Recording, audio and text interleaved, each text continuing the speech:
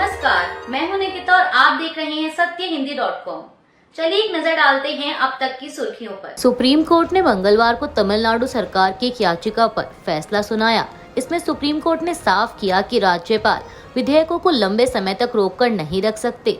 Justice जेबी पार्तीवाला और are Mahadevan की bench ने इस मामले पर सुनवाई की। बेंच ने कहा कि यह एक जरूरी और तुरंत निपटाए जाने वाला मामला है। सुप्रीम कोर्ट ने कहा कि ये विधेयक राज्यपाल के पास लंबे समय से लंबित थे।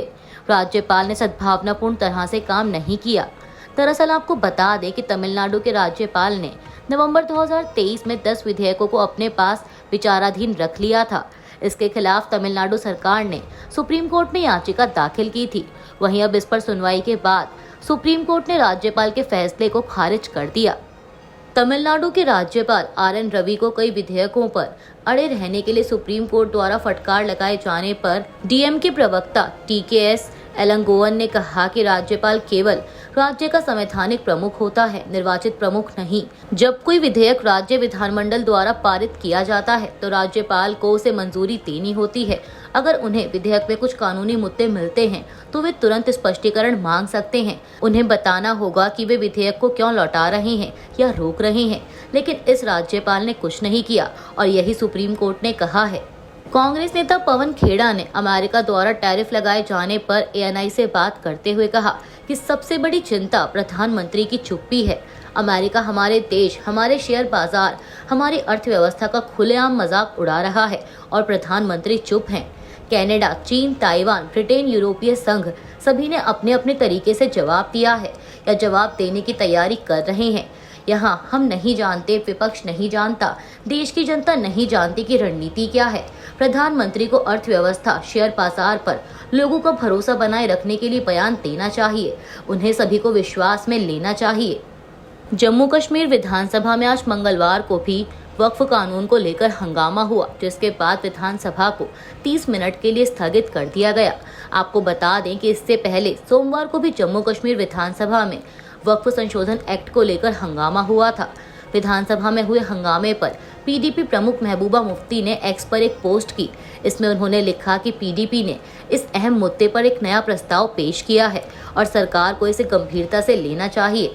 महबूबा मुफ्ती ने लिखा कि वक्फ का मुद्दा केवल आस्था तक सीमित नहीं है, ये भारत के 24 करोड़ मुसलमानों के अधिकारों, विश्वास और सम्मान पर सीधा हमला है। जम्मू कश्मीर को देश का एकमात्र मुस्लिम बहुल क्षेत्र होने के नाते इस मुद्दे पर आगे आकर अपने लोगों के अधिकारों की रक्षा करनी चाहिए। उन्होंने लिखा कि मैं मुख्यमंत्री, विधानसभा और जम्मू कश्मीर सरकार से अपील करती हूँ कि वे राजनीतिक इच्छा शक्ति दिखाएं और अपने लोगों के अधिकारों पर किसी भी तरह के अतिक्रमण के खिलाफ मजबूती से खड़े हों। नर्मदा बचाओ आंदोलन की नेता मेधा पाटकर को राहत देते हुए दिल्ली की एक अदालत ने मंगलवार को उन्हें दिल्ली के उपराज्यपाल VK सक्सेना द्वारा उनके खिलाफ दायर मानहानि के मामले में 1 साल की परिवीक्षा दी है, बशर्ते कि वे अच्छे आचरण का बॉन्ड भरें। PTI के मुताबिक साल 2000 में दर्ज मामले में अपनी दोष सिद्धि और 5 महीने की सजा के खिलाफ पाटकर द्वारा दायर अपील पर सुनवाई करते हुए अतिरिक्त सत्र न्यायाधीश विशाल सिंह ने कहा कि उन्होंने पाटकर की उम्र, अपराध की गंभीरता और इस बात को ध्यान में रखा है कि उन्हें पहले कभी दोषी नहीं ठहराया गया। न्यायाधीश ने 70 वर्षीय पाटकर पर लगाए गए जुर्माने की राशि को भी 10 लाख रुपए से घटाकर 1 लाख रुपए कर दिया है।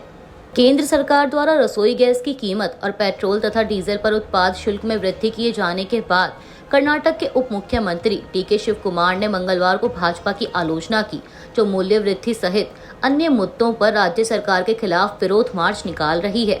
DK शिव कुमार ने भाजपा की राज्य इकाई से केंद्र में अपनी ही सरकार के खिलाफ जनाक्रोश यात्रा निकालने का आग्रह किया। दरअसल आपको बता दें कि कर्नाटक भाजपा ने सोमवार को 16 दिवसीय जनाक्रोश यात्रा शुरू की थी, जो राज्यव्यापी अभियान है जिसमें मूल्य वृद्धि, सरकार अनुबंधों में मुसलमानों के लिए 4% आरक्षण और अनुसूचित जाति, अनुसूचित जनजाति उप योजना के लिए निर्धारित धन के कथित दुरुपयोग के लिए कांग्रेस सरकार की आलोचना की गई है।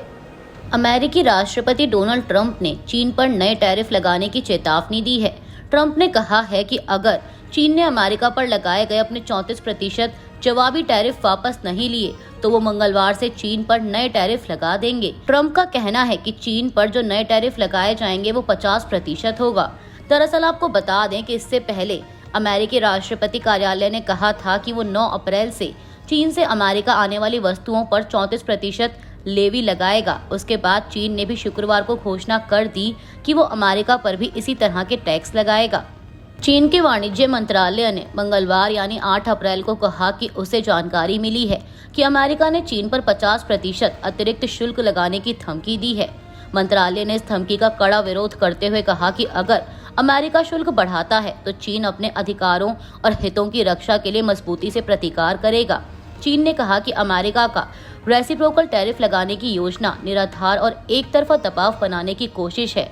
मंत्रालय ने यह भी स्पष्ट किया कि चीन के उठाए गए कदम पूरी तरह से कानूनी और जायज है और इसका उद्देश्य अपने देश की संप्रभुता, सुरक्षा और विकास के हितों की रक्षा करना है। मंत्रालय के प्रवक्ता ने कहा कि अमेरिका की शुल्क बढ़ाने की धमकी पहले से किए गए एक बड़े गलत कदम पर आधारित है और यह फिर से अमेरिका की ब्लैकमेल की नीति को उजागर करता है।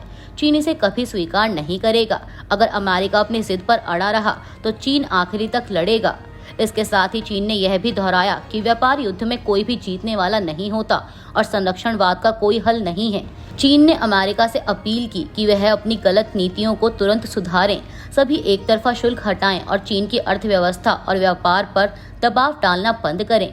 चीन ने यह भी कहा कि दोनों देशों को आपसी सम्मान के आधार पर समान संवाद के जरिए अपने मतभेदों को समाधान करना चाहिए। अमेरिकी राष्ट्रपति डोनाल्ड ट्रंप का समर्थन करने वाले अरबपति कारोबारी बिल एकमैन ने अर्थव्यवस्था को लेकर बड़ी चेतावनी दी है और मांग की है कि ट्रंप हाल ही में घोषित अपने टैरिफ पर रोक लगाएं। वैश्विक बाजार में आए संकट के मुद्दे पर hedge fund manager bill Ekman ने कहा कि राष्ट्रपति ट्रंप को दूसरे देशों को 3 महीने का वक्त देना चाहिए ताकि वो अमेरिका से व्यापारिक रिश्तों पर बातचीत कर सकें। सोमवार को एकमैन की तरह ही JP मॉर्गन चेस के चेयरमैन जेमी डिमन ने भी चेतावनी दी। उन्होंने कहा कि ट्रंप के टैरिफ के फैसले से अमेरिका में महंगाई बढ़ने का खतरा है। वहीं बिल एकमैन ने सोशल मीडिया प्लेटफॉर्म एक्स पर एक ताज़ा पोस्ट में लिखा कि टैरिफ का हिसाब लगाने के लिए प्रशासन ने जो तरीका अपनाया है उससे दूसरे देशों का टैरिफ हकीकत से 4 गुना ज्यादा दिखता है।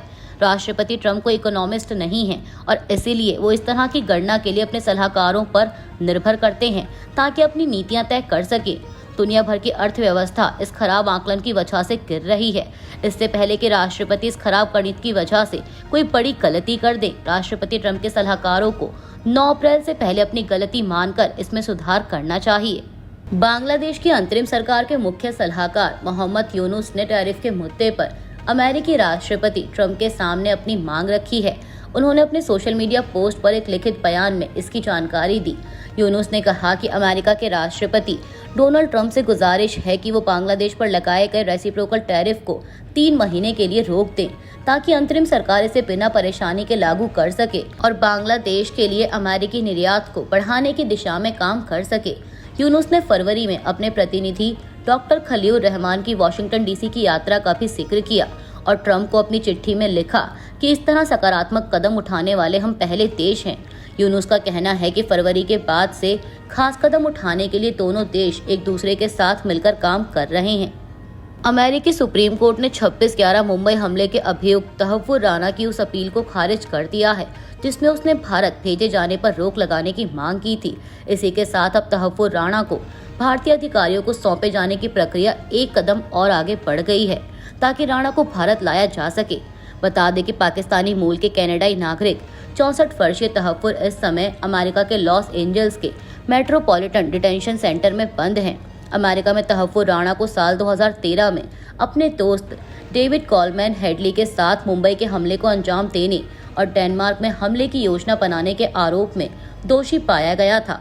इन मामलों में तहव्वुर हुसैन राणा को अमेरिकी अदालत ने 14 साल जेल की सजा सुनाई थी। कांग्रेस की कार्य समिति की बैठक और अखिल भारतीय कांग्रेस कमेटी का अधिवेशन 8 और 9 अप्रैल को अहमदाबाद में होने जा रहा है। इसकी जानकारी देते हुए पार्टी नेता मुमताज पटेल ने PTI से कहा कि कांग्रेस पार्टी एक संदेश भेज रही है कि गुजरात से कांग्रेस पार्टी के पुनरुद्धार की शुरुआत है। राहुल गांधी ने कहा था कि हम भाजपा के घमंड को उनके गढ़ में तोड़ेंगे। मुझे अपने पिता अहमद पटेल की याद आ रही है क्योंकि कांग्रेस कार्य समिति की बैठक 6 दशकों के बाद यहाँ हो रही है।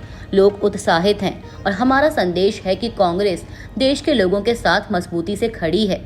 अभी के लिए बस इतना ही। बाकी की खबरों के लिए बने रहिए सत्यहिंदी.com के साथ।